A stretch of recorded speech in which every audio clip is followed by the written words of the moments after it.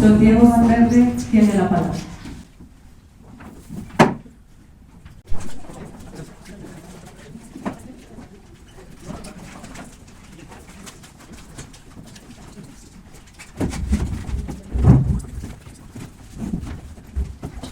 Don Diego Valverde tiene la palabra.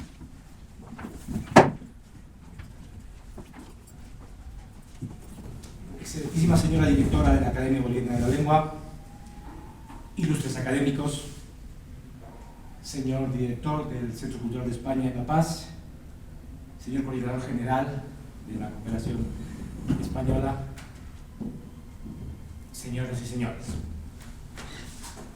Mis primeras palabras hoy son, necesariamente, han de ser de agradecimiento, de gratitud por la gran merced que se me hace, por el alto honor de compartir con todos ustedes, académicos a quien desde hoy puedo llamar colegas, un lugar en la academia. Y no solo con los presentes, los actuales académicos, sino con los grandes del pasado, Óscar Cerruto, Gregorio Reynolds, tantos otros, que nos siguen acompañando, alentando e inspirando, que siguen junto a nosotros formando parte viva y vital de esta nuestra academia, que se va acercando gozosamente a los 100 años. La academia es un ejemplo de tradición viva. Rulfo lo mostró de manera clara al comenzar su discurso de ingreso en nuestra hermana Academia Mexicana. Él comenzó su discurso con exactamente las mismas palabras con que había comenzado su discurso José Gorostiza 35 años antes, haciendo suyas Rulfo las palabras de su predecesor Gorostiza en la silla 35. Unidos, académicos, vamos avanzando, tradición y vanguardia de la mano, trabajando para que la lengua sea una flor siempre antigua y siempre nueva, que hunde sus raíces en lo más ancestral y renace a la vez única y virgen en cada palabra. Agradezco profundamente el voto de confianza que se me ha dado al otorgarme un fraterno sillón junto a los de todos ustedes. Una confianza que implica compartir una gran responsabilidad, la de celebrar y cuidar nuestra lengua común, la que nos hermana con todos los hispanohablantes, y a la vez la de cultivar y difundir las letras bolivianas por el mundo y compartir nuestras peculiares variantes lingüísticas. Gracias, pues, primeramente, a los académicos que me propusieron, el doctor Mario Frías Infante y el doctor Félix Alfonso del Granado Anaya, y conjuntamente con ellos, gracias a todos ustedes académicos que me eligieron y me acogieron en esta alta institución. Un agradecimiento muy especial, va para el doctor José Roberto Arce, quien generosamente ha querido darme hoy el espaldarazo para entrar en la caballería académica al más puro estilo quijotesco. Un honor añadido es el de ocupar el sillón U mayúscula y tomar el relevo de Luis Ramiro Beltrán. Periodista, escritor y comunicólogo, sentó las bases de una concepción moderna y libre de la comunicación en nuestro país.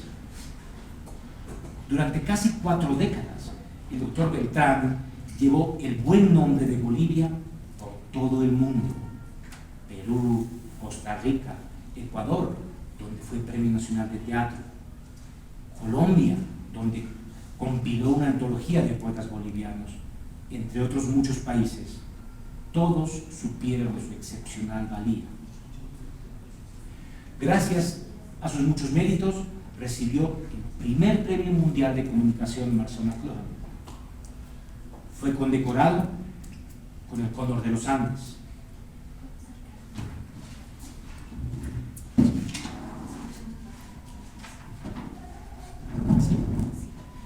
Honor de los Andes. La ciudad de Oruro lo nombró hijo predilecto. La Universidad Católica Boliviana creó en su honor la Cátedra de Comunicación Luis Ramiro Beltrán y fue Premio Nacional Periodismo, entre otros muchos galardones, tanto en Bolivia como en el extranjero. Fue doctor honoris causa por 4 universidades, consejero de la UNESCO y tuvo el honor de inaugurar el bello cargo de defensor del lector. A todo esto, a todas estas muchas valías del doctor Beltrán, se unen algunas circunstancias que lo hacen particularmente querido para mí y hacen que me sienta especialmente feliz de continuar su labor en su silla. Fue jefe de redacción del diario La Patria de Oruro, periódico en cuyo suplemento literario colabora habitualmente, gracias al poeta Benjamín Chaco, con traducciones literarias y con otros textos. También de Luis Ramiro Beltrán es el guión de la que es posiblemente mi película boliviana favorita, Vuelve Sebastián. Una película llena de matices, inagotable, que nos deslumbra cada vez que la vemos. Y emblema del periodismo y la comunicación moderna en Bolivia, Luis Ramiro Beltrán comparte rubro con mi madre, Edith Villena Duchén, y mi tío Johnny Villena Duchén, ambos periodistas de Radio y Televisión.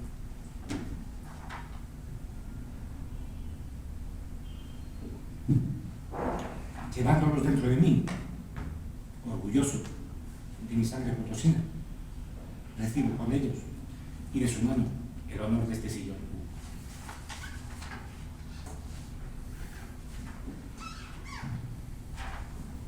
Y ahora pasemos a hablar de Miguel Cervantes, escritor paceño. Alcalá de Henares tiene a gala ser la cuna de Miguel de Cervantes. A tal fin, presenta el acta de bautismo de la parroquia de Santa María la Mayor, que certifica: domingo, 9 días del mes de octubre, año del Señor de 1547 años, fue bautizado Miguel, hijo de Rodrigo Cervantes, y su mujer doña Leonor. Bautizóle el reverendo señor Bartolomé Serrano, cura de Nuestra Señora.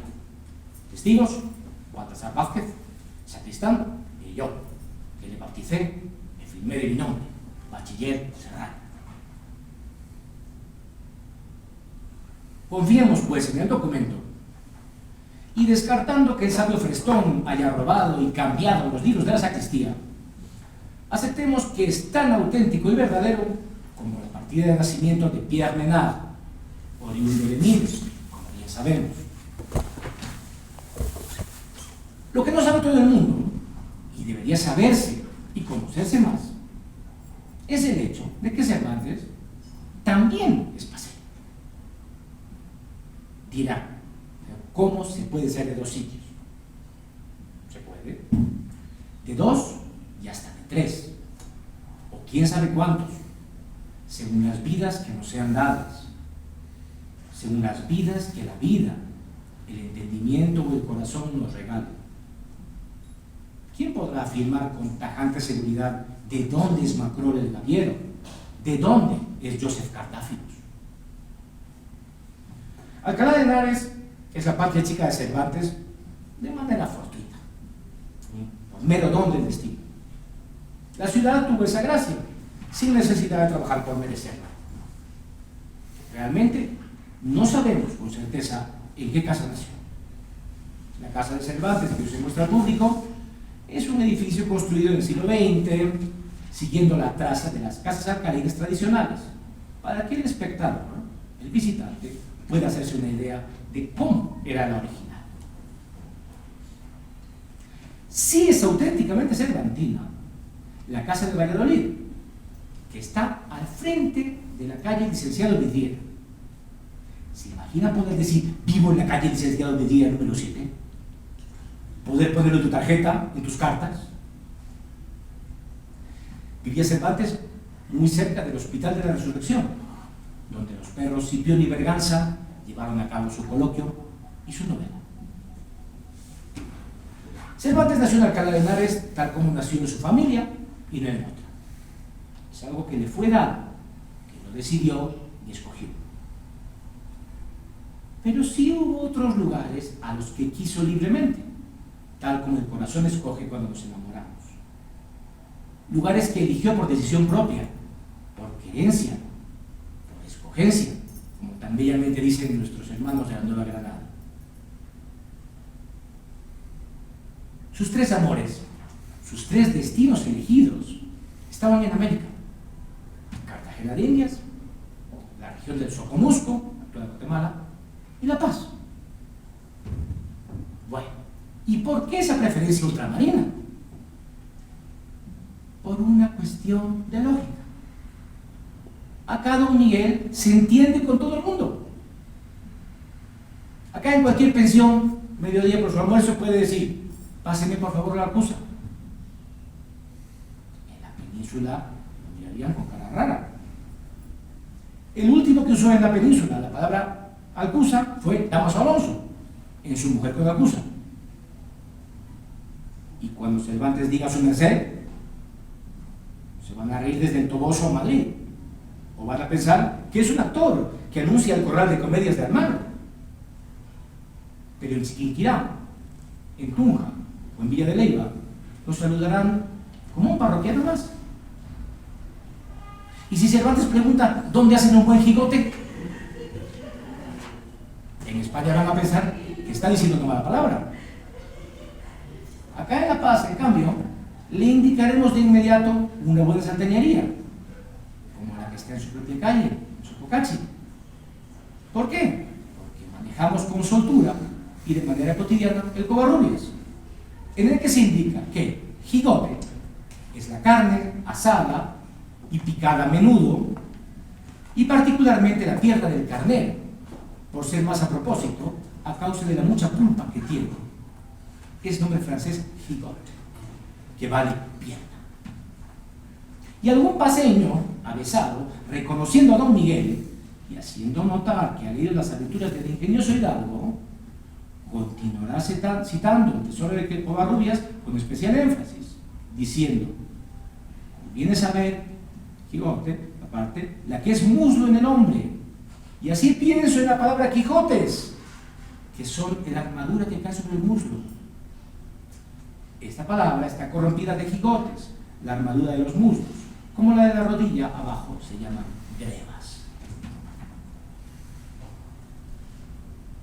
Los filólogos españoles actuales, para entender el lenguaje del siglo de oro, el lenguaje barroco del siglo de oro, necesitan una aclimatación, una preparación, como antaño la tenían en Sevilla quienes iban a venir a América. Y ahí que hablemos con la S y digamos durazno y no melocotón. Pero nosotros, a este lado del mar, no necesitamos de ningún aprendizaje, porque vivimos directamente en el barroco. En nuestro día a día están esas palabras, y no solo las palabras, también los giros y los dichos, y la manera de entender el mundo a través de metáforas y conceptos, como si acá nosotros aprendiéramos a leer con fragmentos de la agudeza. El tono y la cortesía nuestros también son barrocos, y tan sutiles y altos que asombran a los peninsulares. Cuando Ernesto Jiménez Caballero recorrió el país, periplo del que da cuenta en su maravillosa Bolivia, clave de América, comentaba que en Potosí había recibido una carta que iba a conservar siempre como modelo de cortesía. Dice así Jiménez Caballero: se ve que en las almas, como en las calles de Potosí, sigue alentando un encanto aristocrático que ya no existe ni en España misma. A su paso por Santa Cruz comenta: la lengua cruceña tiene giros de gracia cervantina. Yo no pude anotarlos, pero he subrayado frases de la Virgen de las Siete Calles de Alfredo Flores. Y continúo observando que en Tarija, en Trinidad, en Santa Cruz, hay coplas no recogidas por Rodríguez Marín, que hubieran estremecido a Góngora e incluso a Abel Guzmán.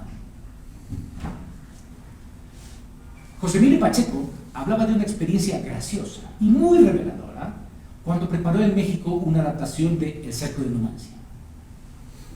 Decía que había sido muy curioso, porque los actores pensaron que Pacheco había introducido varios mexicanismos en el texto, lo que les daba mucha risa. Pacheco tuvo que explicarles que no había nada de eso, que se trataba de frases originales de Don Miguel. Acá, en América, Cervantes se encuentra en casa. Y no solo él, es acá donde los grandes del siglo de oro pueden hablar en su lengua cotidiana con sus pares modernos. Gonzalo Rojas ve parte feliz con su abuelo Quevedo. García Márquez escucha atento a los cronistas de Indias. Los poetas de la generación del 27 reivindicaban la mirada, lo rememoraban. Pero Lezama Lima no recuerda para conmemorar. Lezama habla con Góngora con los mismos giros y donaires lingüísticos y de pensamiento, como con un hermano con el que comparte libros y mesa. Cartagena de Indias erigió una estatua a Don Miguel y la puso cerca del puerto para que Don Miguel pueda ver los barcos y comerse un sancocho de pescado con Alejandro Obregón, que quiere pintar el viento. El Soconusco, renombrado por su cacao, lo acoge en la verdadera historia de un tal Miguel de Cervantes, donde Antonio García de León lo imagina junto a su mulata Aldonza, su hija y su escudero indígena Mateo Zipactonal, un Cervantes que va convirtiéndose él mismo en un Quijote indiano entre lecturas y sueños en su casa de Océano Blanco. Pero La Paz va más lejos. La Paz es la que más atendió al llamado de Cervantes, la que más lo esperaba, la que quedó más triste cuando el Consejo de Indias denegó la petición cervantina, la que se enfrentó al decreto y comenzó a trabajar para traer a Don Miguel a su ciudad. Quizá la ciudad lo estuvo llamando desde mucho tiempo antes de que el propio Cervantes pensara en venir. Según la leyenda, en Lepanto, un escuadrón de ángeles bajó del cielo. Esperamos porque eso está bien. Decía, según la leyenda, en Lepanto, un escuadrón de ángeles bajó del cielo para combatir al lado de los españoles. ¿Y cuáles son los arcángeles arcabuceros sino los nuestros? ¿Acaso no sería natural que San Miguel ejerciera de buen santo patrón de Cervantes y enviara un destacamento de arcángeles para protegerlo? ¿Y que nuestros arcángeles arcabuceros confundiesen a los turcos con sus ropajes vistosos y su fino español de charcas?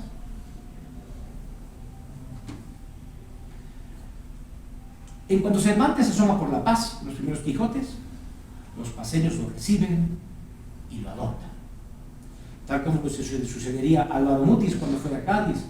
Los paisanos lo paran por la calle y le dicen, pero don Miguel, quédese si usted es de acá. La Paz entera se vuelca en llamar a Cervantes, en prepararse para su hijo lejano. Así, la biblioteca municipal engalana sus vidrieras con Don Quijote. Walter Solón lo toma como símbolo y puebla la ciudad y aún su propia vida con un ejército de Quijotes. Jaime Sáenz despliega sus magias simpáticas, coloca figuritas de Don Quijote en sus mesas de trabajo y rebautiza la constelación Monoceros como Constelación Don Quijote. Ismael Sotomayor se convierte en un nuevo Alonso Quijano, viviendo rodeado de sus 6.000 libros, entre ellos 100 ediciones del Quijote, según nos cuenta Sáenz, transformado él mismo en personaje de novela. Lo que no hizo la historia lo consiguen los literatos. Gregorio Reynolds abre el camino a Cervantes con su Loa al rey de las quimeras. José Enrique Viaña hace unas glosas a las páginas del ingenioso hidalgo don Miguel de Cervantes Saavedra. Oscar Alfaro da cuenta de su presencia en el siglo XX. Sotomayor lo convoca en sus Cervantes en las Paz. Y nuestros colegas académicos van un paso más allá, hasta literalmente desfacer el entuerto del decreto. Raúl Botello González preparó El corregidor Miguel de Cervantes en La Paz. Guillermo Frankovich, Cervantes quiere ser corregidor de La Paz. Néstor Taboada Terán, Miguel de Cervantes Saavedra, corregidor perpetuo de La Paz. Castro Rojas hace unas conjeturas circunstanciales sobre Cervantes en un ambiente americano. Y Juan Francisco Bedregal, director de nuestra academia, en sus aventuras de Don Quijote en la ciudad de La Paz, reclama: si hay, como que no puede dejar de haber, justicia y acierto en los reyes que por la gracia de Dios reinan en el mundo, debió ser corregidor de esa ciudad el ingenioso hidalgo don Miguel de Cervantes Saavedra, que lo hubo solicitado al rey nuestro Señor.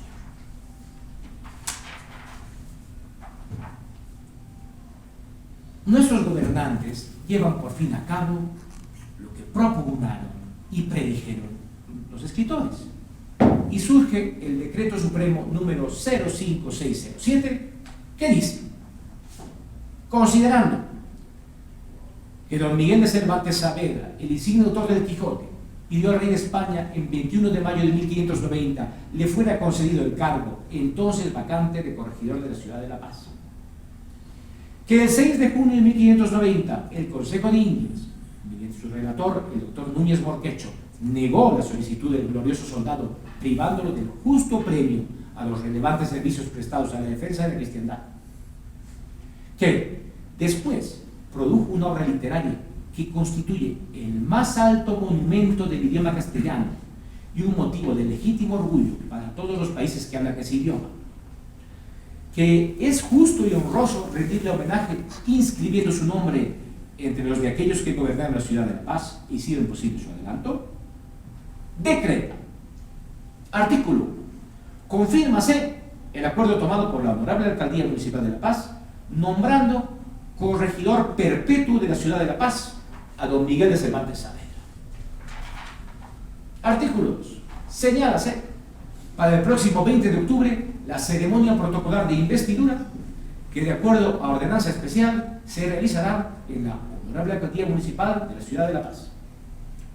Los señores ministros de Estado en los despachos de Gobierno, Justicia e Inmigración y de Educación y Bellas Artes quedan encargados de la ejecución y cumplimiento del presente decreto, dado en el Palacio de Gobierno de la ciudad de La Paz a los 18 días del mes de octubre de 1960 años. Firmado Víctor Paz Estensoro, Coronel E. Rivas Ugalde, Ministro de Gobierno, Justicia e Inmigración, José F. Mambré, Ministro de Educación y Bellas Artes.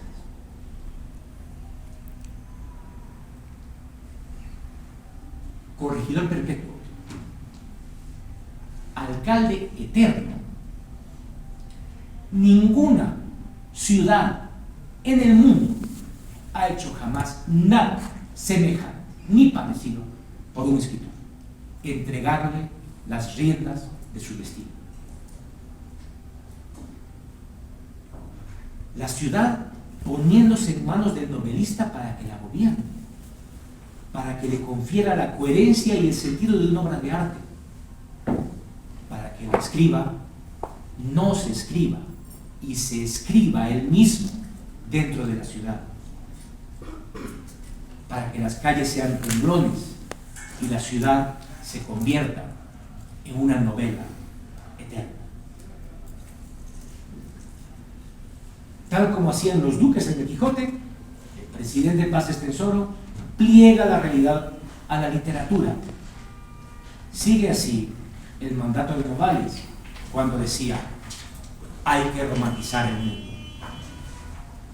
Novalis, como buen romántico, es hijo de Cervantes y de Quijote, es decir, del trasvase continuo de literatura y realidad, usando el término realidad con todas las comillas que quería Vladimir Nabokov. Olvidamos a menudo que la palabra romántico viene de los romances medievales como decía Schlegel, que en varias lenguas se dice román a las novelas. Los románticos son los que viven literariamente, los que escriben su vida y hacen de ella un arte. Eso mismo es lo que hace Don Quijote. Como nos reveló Gonzalo Torrente Ballester, Alonso Quijano no quiere ser un caballero andante. Lo que quiere, fundamentalmente, es ser un personaje de novela, convertirse en literatura. La gran hazaña de Alonso Quijano es la de volverse Don Quijote, atreverse a hacer de sí un personaje, convertir su vida en novela.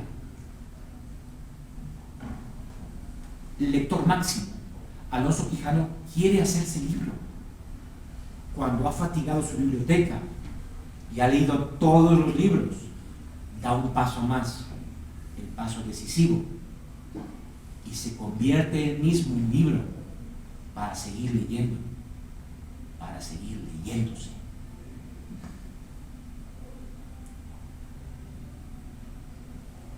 Hay otro ejemplo de casi gobierno literario en nuestra América. Según se nos cuenta en El hombre que será presidente, libro soñado y no escrito por Borges y Enrique Fernández Latour, Macedonio Fernández se iba a postular a presidente de la Argentina. Nora Borges y otras conjuradas llenarían la ciudad, al estilo de los pasquines ultraístas, de tarjetitas con la frase Macedonio presidente. Todo quedó en broma, o en sueño, o en leyenda. Pero aquí en La Paz sí ocurrió, como si todos los paseños se hubieran alzado con la proclama Cervantes corregidor. Se consiguió el empeño y tenemos a Don Miguel para siempre con nosotros.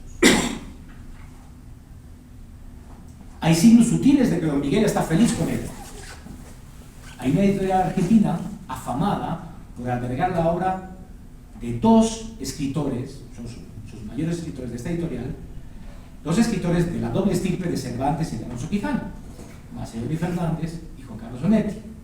La editorial, famosa por ellos, se llama Ediciones Corregidor. Permítanme aquí una nota sobre un guiño del destino, a la vez cervantino, criollo y académico. Mateo Alemán llegó a Nueva España en agosto de 1608 con un libro talismán en sus manos, un Quijote, uno de los tantísimos que llegaron a América, que fue uno de sus destinos más habituales. En esa misma flota viajaban más escritores: el novohispano Juan Ruiz de Alarcón, portento del teatro barroco, y Bartolomé de Góngora, que años más tarde, tras ser corregidor de Atitalaquia, escribió El corregidor sagaz, tratado sobre el gobierno de Indias. Esa flota tan literaria, compuesta por 62 galeras, estaba al mando de Don Lope Díez de Aux, gran marino, que más tarde sería el primer virrey criollo. Y el primer virrey criollo porque había nacido acá, en Charcas. Él fue no virrey del Perú, sino de la Nueva España. Y en un giro novelesco de las misteriosas genealogías del destino, su sucesor fue Diego Fernández Pacheco, marqués de Villena, cuyo hijo fue Juan Manuel Fernández Pacheco, fundador y primer director de la Real Academia de la Lengua.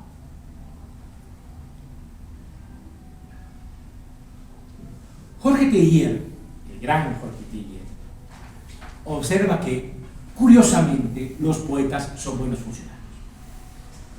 Dándole a Don Miguel la gracia de poeta que no quiso darle el cielo, y utilizando el término poeta en la acepción larga de creador, podemos decir que Teillier acierta plenamente con él. Cervantes administra su corregimiento paseño con sabiduría, con comprensión profunda, con sutileza, y con el sentido común con que Sancho Panza gobernó la isla Barataria. Las bondades de su hacer se llevan a cabo en secreto, inadvertidas para muchos. A veces se manifiestan de modos extraños, quizá no al momento, pero sí en el momento oportuno. Se hacen presentes cada vez que alguien lee a Cervantes, cada vez que la literatura afina la realidad, la hace literaria para que todo en ella tenga sentido, cada vez que la amplía y la enriquece, cada vez que la literatura hace más real la realidad.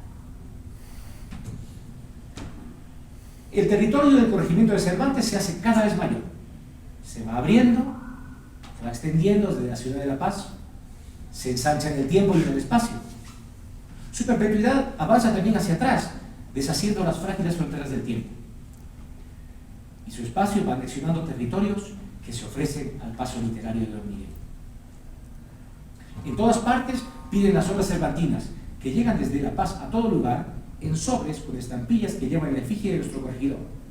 Unas de 600 bolivianos, de 1961, color café oscuro, violeta y ocre. Otras de 1.400 bolivianos, café olivo, fondo verde para correo aéreo.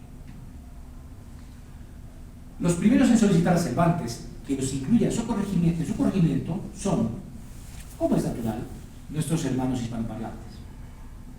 Y todos empiezan enseguida a disputarse la preeminencia en la corte quijotesca. En la costa peruana dicen que allí se hicieron los primeros bailes y mascaradas basados en la historia de Don Quijote. En la ciudad de Pausa, para las celebraciones por el nombramiento del virrey Juan de Mendoza y Luna, marqués de Montes Claros, en 1607. Allí un participante, con el papel de Don Quijote, vence en las justas y gana 4 varas de raso morado. Pero al norte, junto a Veracruz, en San Juan de Orúa, dicen avistar ya en 1605 una flota cervantina llena a rebosar de los primeros ejemplares de Quijote. Amado Nervo y José Emilio Pacheco imaginan con deleite el citado arribo de Mateo Alemán a la Nueva España con un Quijote en la mano. Más abajo, en la Granada, en Popayán, afirman que el árbol más antiguo de la ciudad tiene un ejemplar del Quijote entre sus raíces.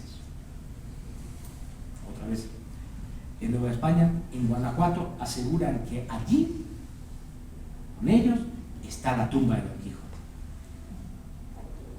Pero no hay una preeminencia cervantina, ni temporal ni de raigambre. Todos estamos allí a la vez, en el ahora eterno de la lectura real. Todos estamos invitados a la vez a la mesa de Cervantes, una mesa redonda que no tiene otra cabecera que el lugar donde se siente nuestro corregidor. El corregimiento cervantino de La Paz se rebalsa de lecturas quijotescas y va dominando el orbe. Carlos Fuentes habla de su pasaporte doble, mexicano y manchego. Él siente profundamente esa pertenencia y la proclama así. Abro el pasaporte y leo: profesión escritor, es decir, escudero de Don Quijote. Y continúa para explicarse y explicar esta maravilla. ¿Qué nombre nos nombra entonces? Somos el territorio de la Mancha, nombre de una lengua e imaginación compartidas. Territorios de la Mancha, el más grande país del mundo. Las lecturas quijotescas, es decir, la manera quijotesca de leer en la que el lector unge su propia vida de literatura y se vuelve personaje, continúan su avance, siguen fertilizando el mundo. Y el corregimiento paseño de Cervantes se vuelve el mundo entero. Milán Kundera comprende la importancia de esto, de este nuestro Cervantes, que es la máxima autoridad por siempre. En El arte de la novela lo dice repetidas veces en un ejemplo doble de independencia y compromiso. El novelista no tiene que rendirle cuentas a nadie, salvo a Cervantes. Kundera habría sido feliz en La Paz, la única ciudad del mundo cuyo principal mandatario es un novelista. Más aún, el novelista. De algún modo, Kundera sí vivió en La Paz, a través de su principal traductor del checo, Fernando de Valenzuela, que vivió acá un buen tiempo y a quien pude agradecerle en persona la felicidad que me proporcionaron sus traducciones. Siguiendo a Kundera, los escritores de varios lugares quieren el pasaporte del corregimiento paceño para viajar junto a Don Quijote con documentos cervantinos. Thomas Mann lo usará para hacer un crucero transatlántico con su Quijote. Pushkin lo lee en traducción francesa y empieza a estudiar español para leerlo en el original. Ismail Cadaré acompaña al ingenioso Hidalgo por los Balcanes, donde todos tratan a Don Quijote como a uno de los suyos. Pero no solo los escritores, los lectores de todo el mundo reciben su carta de naturaleza al sumergirse en el erotismo quijotesco. Gabriel Said narra cómo se reconoció a sí mismo como lector solo tras la lectura del Quijote, o más bien su relectura. La primera lectura había sido escolar. Años después, en París, nos cuenta Said en tono de confesión. En meses desolados, sumergido en una lengua extranjera, descubrí un Quijote y empecé a releerlo. Y ahí da Said el paso decisivo. Me identificaba con el narrador, no con el protagonista. Me reía de la novela y de mí. La novela era yo. No podemos saber si el Quijote es el libro más leído, pero muy posiblemente sea el más releído. Faulkner, Onetti y tantos otros lo releen cada cierto tiempo, cuando sus células cambian, y con ese cambio cambia su forma de leer. ¿Y por qué lo releen tanto? Porque, como todas las grandes obras, el Quijote no se acaba nunca. Continúa expandiéndose en nuestro interior, sigue creciendo con nuestra vida. Cervantes crea un nuevo tipo de lector, el que cruza el espejo de la página y une ambos mundos, el que vadea entre ambos mundos con naturalidad, integra de verdad lectura y vida, las entrelaza y entreteje. Ese lector lee realmente el Quijote y lo convierte en su Quijote. Y como tal, puede añadirle capítulos, como hizo Juan Montalvo con sus capítulos que se le olvidaron a Cervantes. De igual modo actúa Sáenz cuando escribe una añejería nueva y añade la hoja suelta a su ejemplar del libro de Sotomayor. Ese lector también puede añadirle capítulos a la realidad general, la compartida por todos. Sabemos que los conquistadores llamaron California a la región recién descubierta porque encontraron en ella un paralelismo con la región descrita en las selgas de Esplandián. Crearon realidad desde la literatura. Siglos después, en esa misma tan literaria California, el quijotesco Faulkner inventaba historias y anécdotas sobre Hollywood y Los Ángeles cuando era guía turístico. Y sus historias eran tan buenas que hoy los guías las siguen contando y repitiendo como verdaderas. La literatura, una vez más y siempre, nutriendo la vida.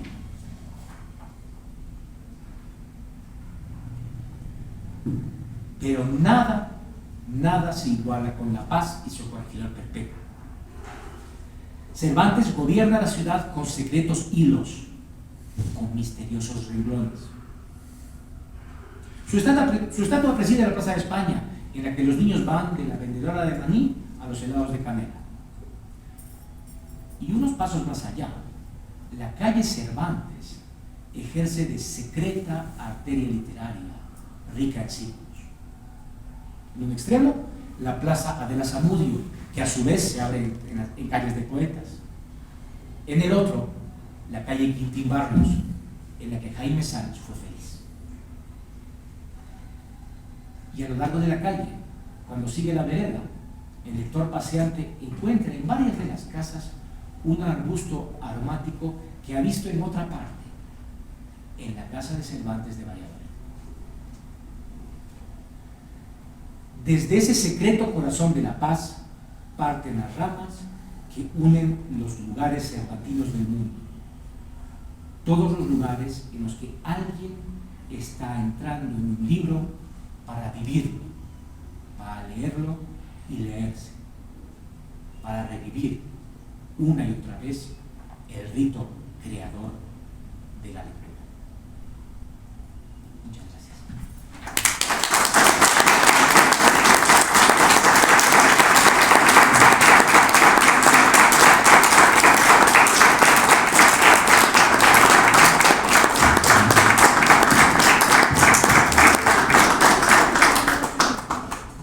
Don José Roberto tiene la palabra. Muchas gracias, directora. Damas, caballeros, amigos todos.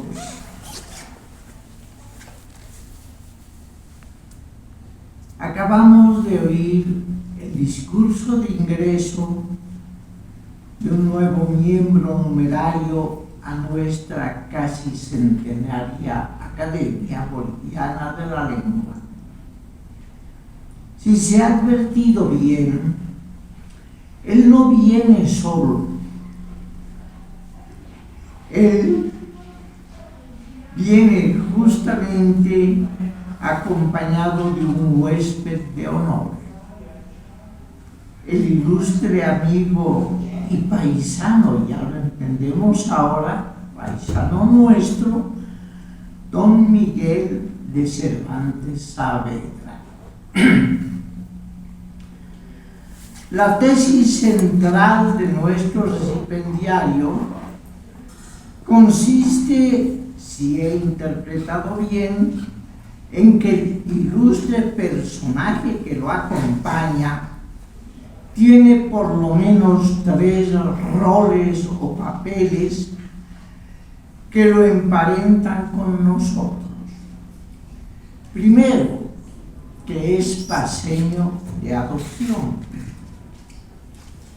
Por la elección voluntaria que hizo él para venirse a vivir aquí, al pie del Limani.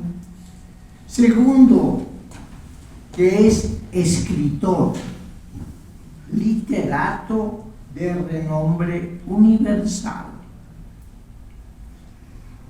con título que solo podría competir con los que tienen Homero, Dante, Goethe, por lo menos según el autorizado juicio de Federico Carlos Sáenz de Robles. Oficio universal que lo convierte en colega de los literatos de todo el mundo.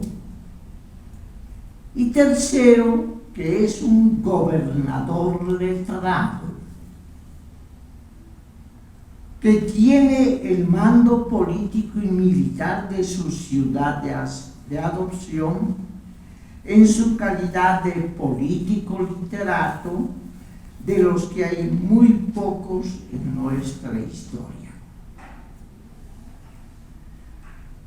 Pido la solicitud de autorización del orador que me precede para hacer algunas glosas y digresiones a este discurso. La primera, Cervantes, ciudadano paceño. Don Diego Valverde pone de relieve contundentemente que Cervantes eligió la paz como su patria de adopción y que solo los prejuicios o la pesadez burocrática impidieron que ese deseo se plasmara físicamente con su presencia corporal en esta hollada protegida por las eternas nieves del Limani. Don Diego no nos ha leído sino un trozo de la solicitud del excombatiente de Argel para venir a América, pero vale la pena leer el memorial entero que nos entrega la señora Durán en los siguientes términos. Señor, el Miguel de Cervantes Saavedra, interesante, el Miguel, la anticipación del artículo al nombre propio, que ha servido a vuestra majestad muchos años en las jornadas de mar y tierra, que se han ofrecido durante 22 años, en las cuales perdió una mano de un arcabuzazo y al año siguiente fue a Navarino y después a la de Túnez y a la de Coleta. Y vinieron a esta corte con carta del señor don Joan y del duque de César para que vuestra majestad le hiciere merced. Fue cautivo en la galera del Sol, y él y un hermano suyo que también ha servido a vuestra majestad en las mismas jornadas, y fueron llevados a Argel, donde gastaron el patrimonio que tenían en rescatarse y toda la hacienda de sus padres y las dotes de las hermanas doncellas que tenían, las cuales quedaron pobres por rescatar a sus hermanos. Y después de libertados, fueron a servir a vuestra majestad en el reino de Portugal, y a las terceras con el marqués de Santa Cruz, y ahora al presente están sirviendo y sirven a vuestra majestad, uno de ellos en Flandes de Alférez, y el Miguel de Cervantes fue el que trajo las cartas de aviso del alcalde de Mostogán, y fue a la Armada por orden de Antonio de Guevara, como consta por las informaciones que tiene, y en todo este tiempo no se le ha hecho merced ninguna. Pide y suplica humildemente cuanto puede a vuestra majestad, sea servido de hacerlo merced de una contaduría del nuevo reino de Granada, esto es la actual Colombia, o la gobernación de la provincia de Soconusco en Guatemala, o contador de las galeras de Cartagena, o corregidor de la ciudad de La Paz, que con cualquiera de estos oficios que vuestra merced le haga,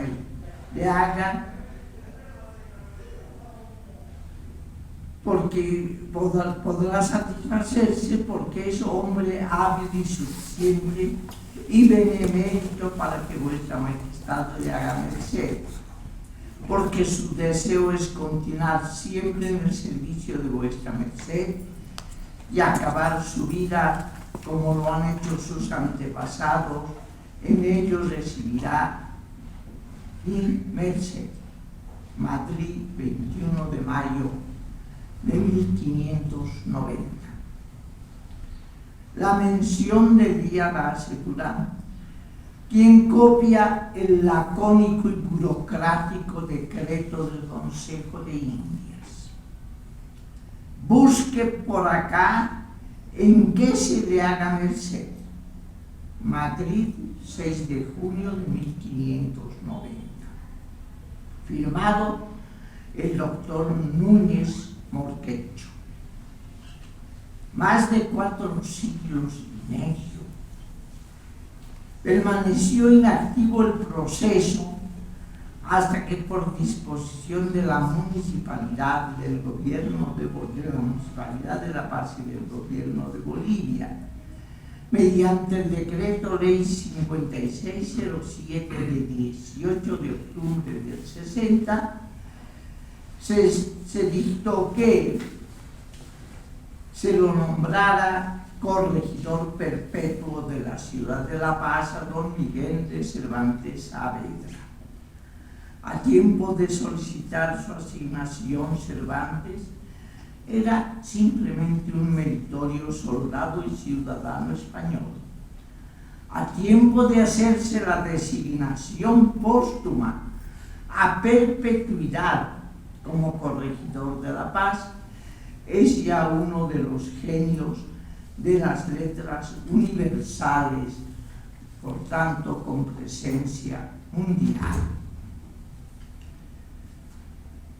Segundo, Cervantes, ciudadano del mundo.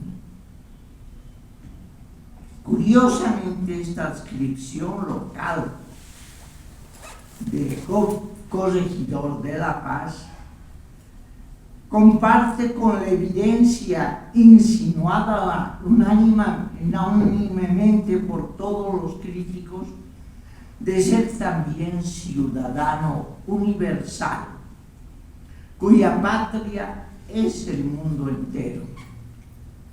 Don Diego nos dice que es la paz extendida universalmente.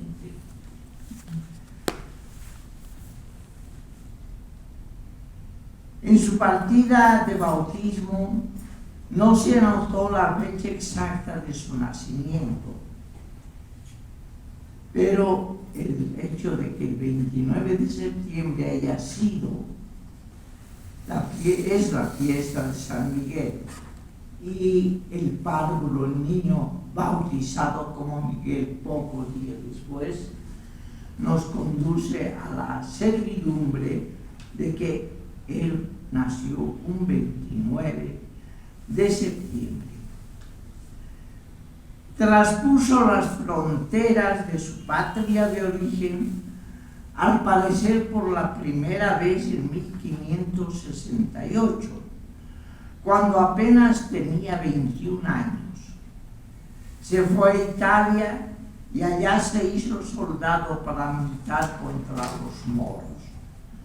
Participó en la victoriosa batalla de Lepanto, pero personalmente con poca fortuna porque quedó inutilizado de una de sus manos. No se sabe hasta ahora si amputado. En 1574 ocurrióle algo peor. Cayó en manos del pirata Arnaud Mami, resultó cautivo y como consecuencia convertido por largo tiempo, 6 años en esclavo con vivencia en Argel.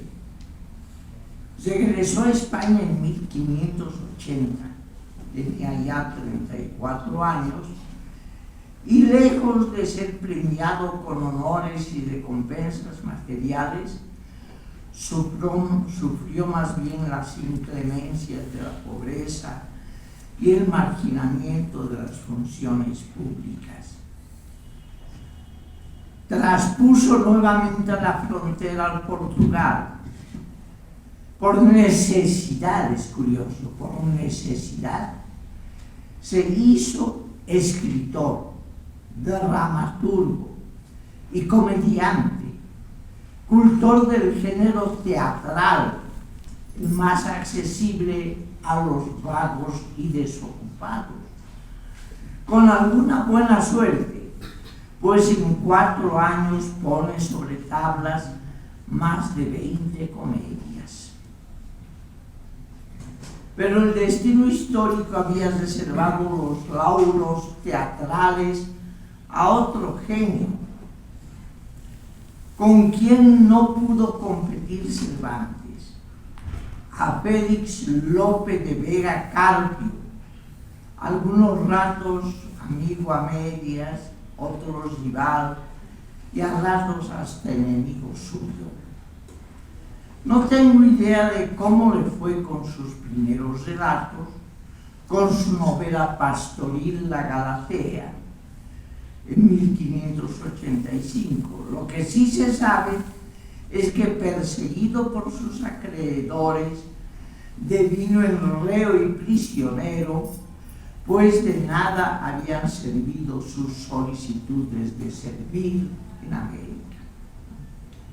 En la cárcel retomó la narrativa, al parecer sencilla y ligera, y en 1602 comenzó a escribir el ingenioso hidalgo Don Quijote de la Mancha, con el fin de poner en ridículo a los todavía subsistentes relatos caballerescos, más propios ya del difunto medioevo que de un siglo pujante con el encumbramiento económico del capitalismo mercantil. Tenía ya más de 50 años de edad.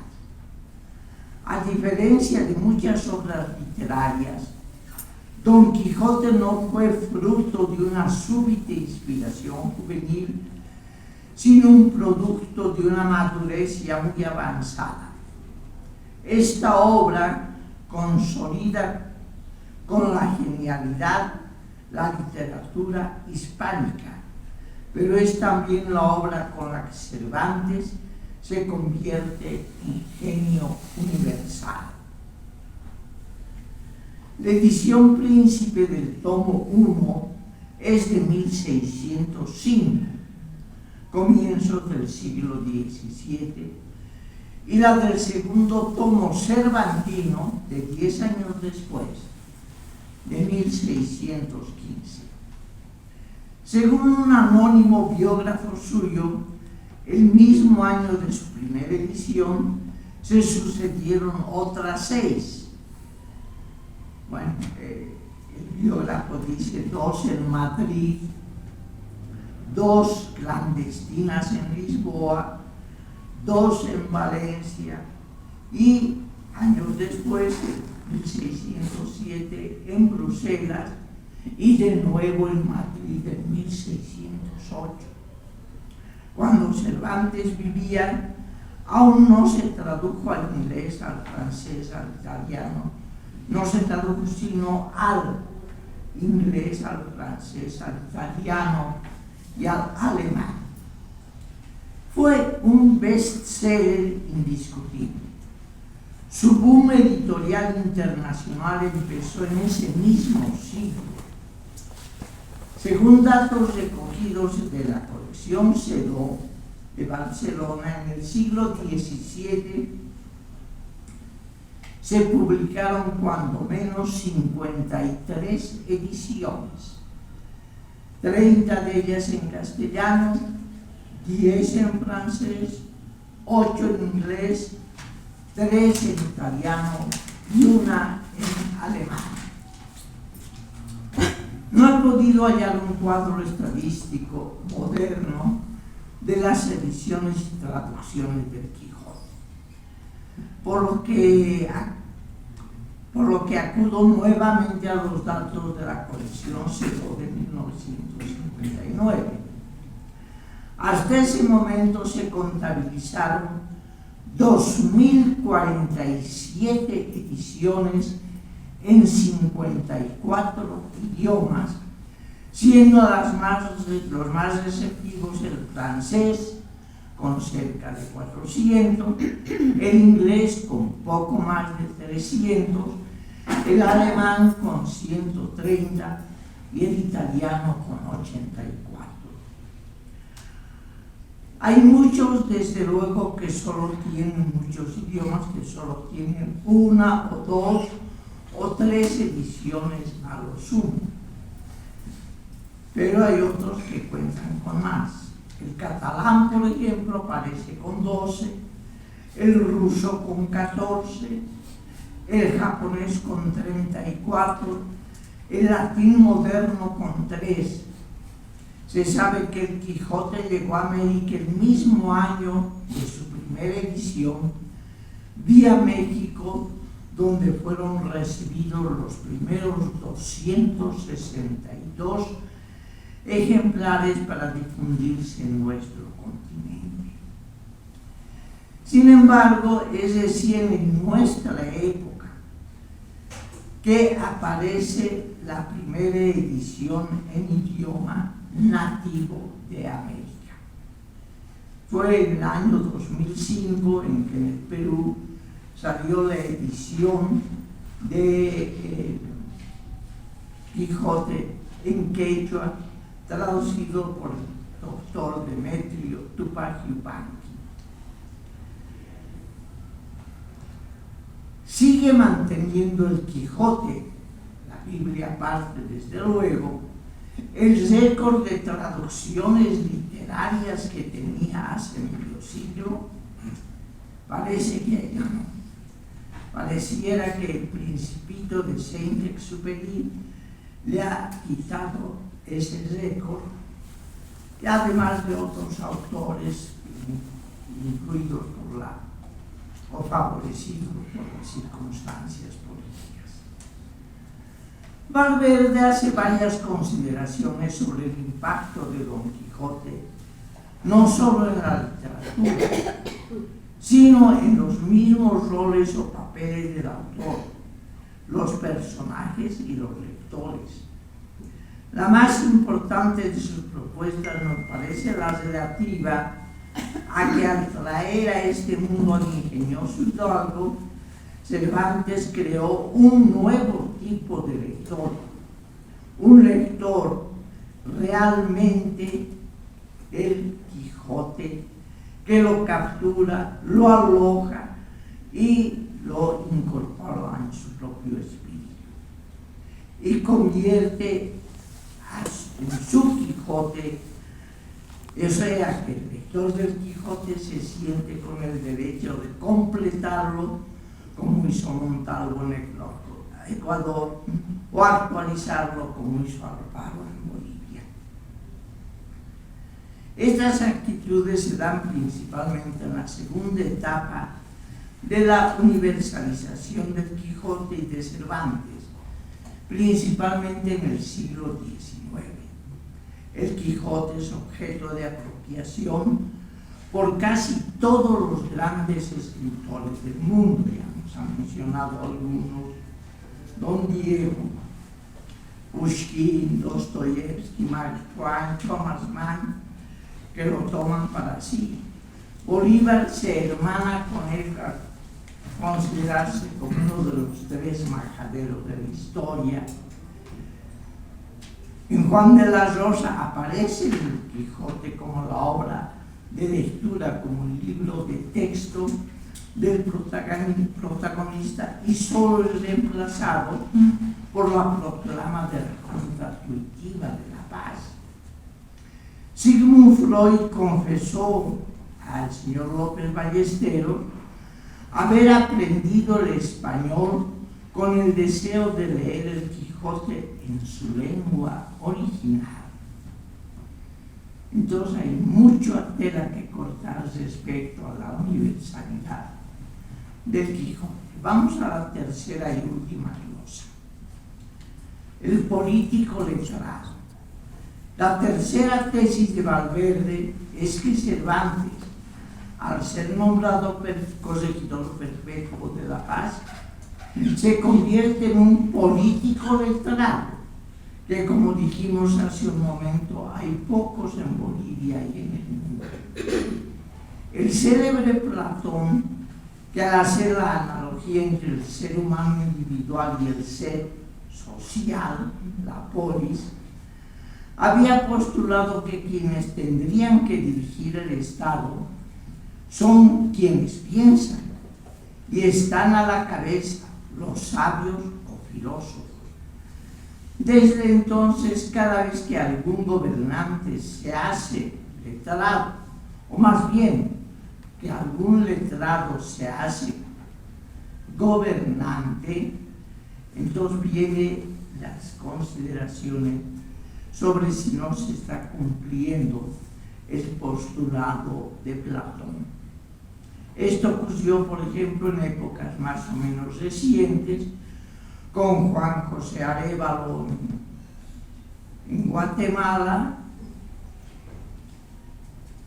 con Rómulo Gallegos en Venezuela, con Miguel Ángel Caro y Guillermo León Valencia en Colombia, con Raúl Botero González en Bolivia y algunos otros.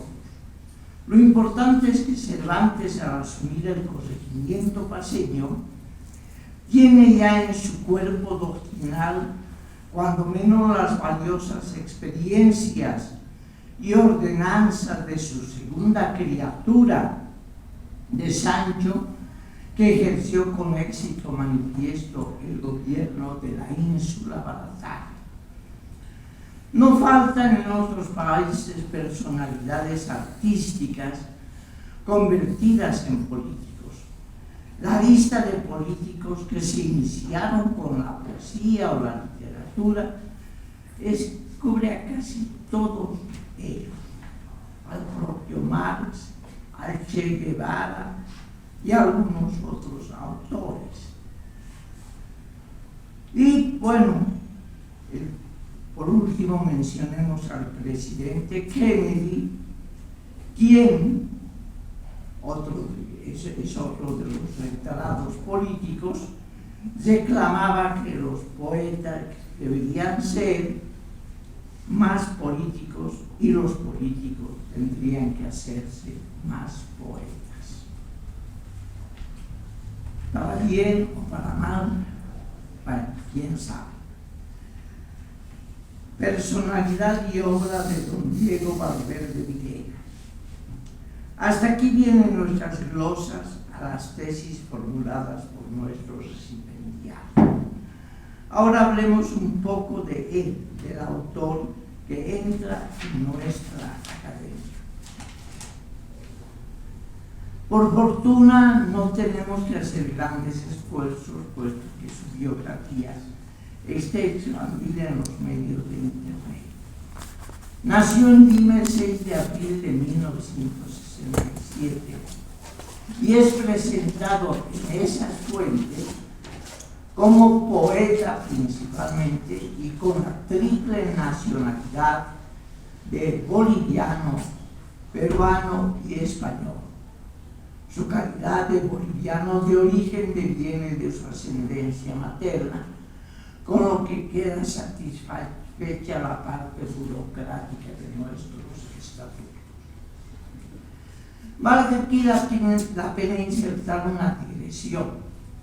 Esta cuestión de la nacionalidad múltiple es una invención del último medio siglo. Diego Valverde realizó sus estudios superiores en España, primeramente en Valladolid, donde se graduó como licenciado en filología inglesa, hispánica y alemana. Luego, en la Complutense de Madrid, que le otorgó el grado de magíster en literatura inglesa. Posteriormente, especializaciones de posgrado en Salamanca, Edimburgo, Dublín y Breslavia, y finalmente el doctorado en literatura en una cadena de universidades que comprenden Oxford, Heidelberg, Tubinga, la facultad donde enseñó Hegel, Chicago y de nuevo la de la Complutense de Madrid. Para entonces ya había asumido el oficio de poeta.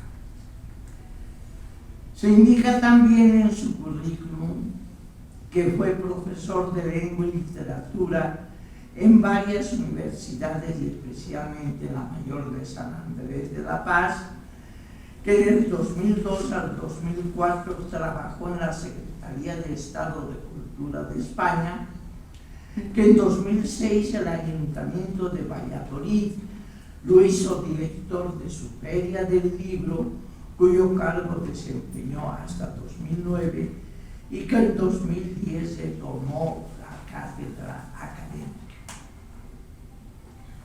Se sabe también que fue miembro del gabinete del Ministerio de Cultura de España y director de los centros del Instituto Cervantes en Frankfurt y Berlín. Dictó clases y conferencias en varias universidades de Bolivia, Hispanoamérica y Europa. Encontramos detallada información en los apartados referentes a sus obras. Su faceta poética comprende 8 libros. Voy a leer solamente los títulos y los detalles tipográficos. El difícil ejercicio del olvido, Chicago West Valley 628, No olvides mi rostro, Infierno del enamorado, El espejo que lleva mi nombre, Sir Hashilin, Un segundo de vacilación, que es una antología de su poesía, y Panteras. En lo poco que conozco de su poesía, bueno, hay 2 cosas, perdón la digresión, que me han impresionado, y una que nunca la había visto antes. Los poemas constituidos por un solo verso. No son muchos, pero sí no dejan de llamar la atención. Y desde luego la combinación, la captura de símbolos cotidianos para convertirlos en metáforas muy sentimentales.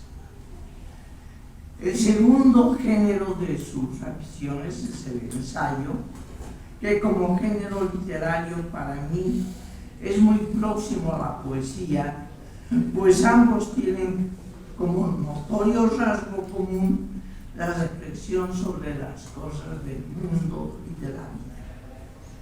En Diego Valverde Villena, a juzgar por lo que nos dicen sus biógrafos, este género cuenta por lo menos con menos libros que su poesía, pero sí con más de una treintena de artículos dispersos en numerosas revistas y compilaciones.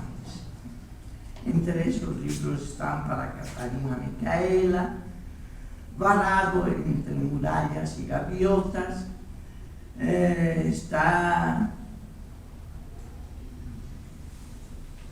finalmente El Gaviero, Dominios Inventados, Vetas Literarias, que son, muy bonito el título, Ensayos de un ensayador potosí.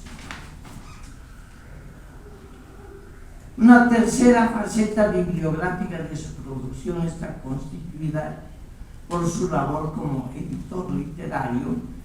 Ha publicado varios libros de Álvaro Mutis, uno de sus personajes admirados, de Luis Alberto de Cuesta, etc.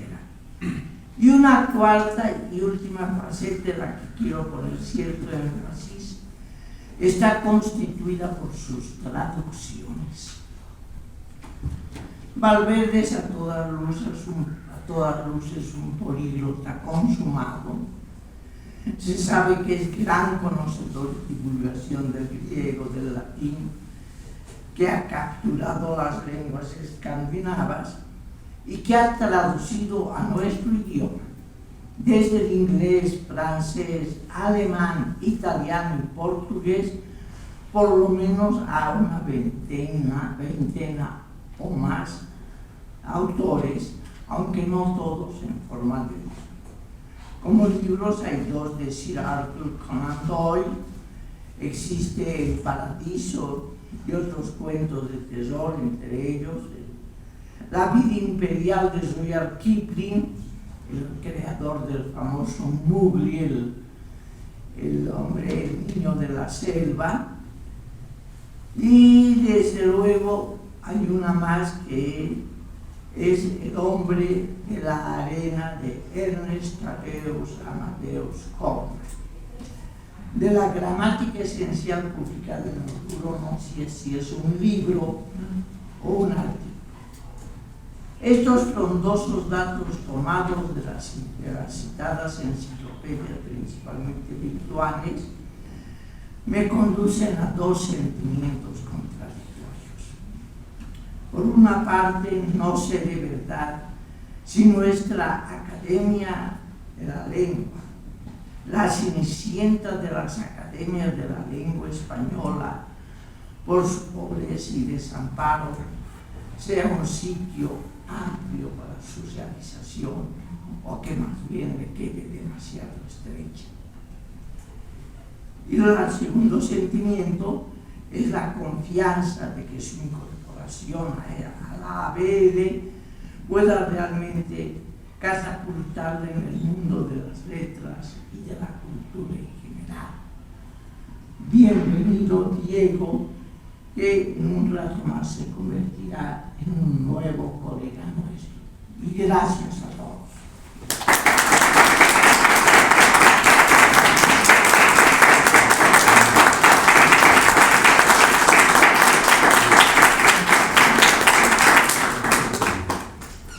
Pidamos Hugo Boirocali, le redacta